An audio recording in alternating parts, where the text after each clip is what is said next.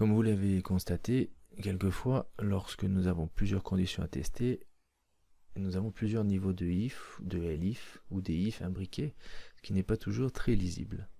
Il existe un autre opérateur qui permet de proposer différents cas, c'est l'opérateur case, la condition case. Donc, faisons un test avec ce case. Donc on va tout d'abord saisir une variable, saisissez un nom, et on va le stocker dans var 1, et ensuite je vais faire un case.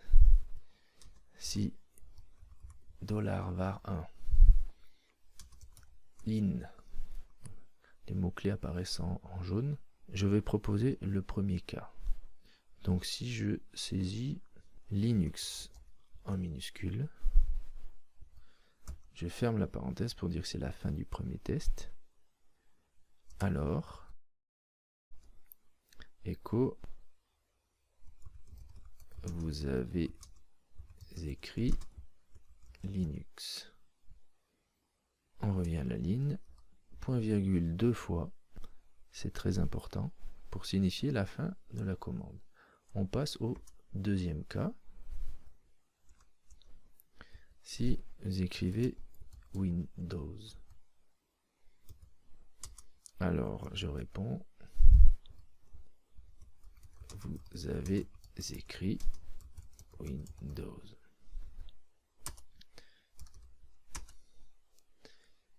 Et un cas générique, qui est prévisible avec étoile, le symbole universel.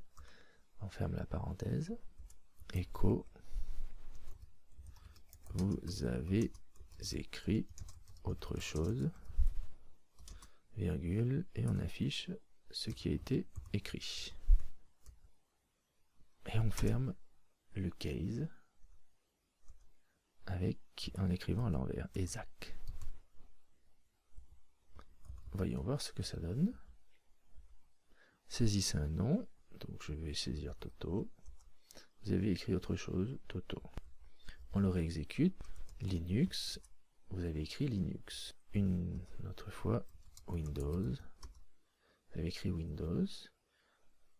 Faisons un test cette fois en l'écrivant avec une majuscule. Vous avez écrit autre chose, Linux. Donc la casse a bien son importance. Donc il est possible avec les cases de lister plusieurs cas possibles et ainsi de favoriser, de rendre un programme un petit peu plus léger, plus lisible. Une autre chose avec les cases, il est possible de les combiner. Par exemple, je pourrais avoir Linux et je pourrais rajouter des variantes. Linux avec une majuscule, Linux tout en majuscule, etc. Donc, il est possible dans un même cas, de regrouper plusieurs cas ensemble, en les séparant par ce pipe. Sauvegardons et voyons voir le résultat. Je choisis Linux en minuscule, vous avez écrit Linux. Je l'écris en majuscule, je suis toujours dans le premier cas.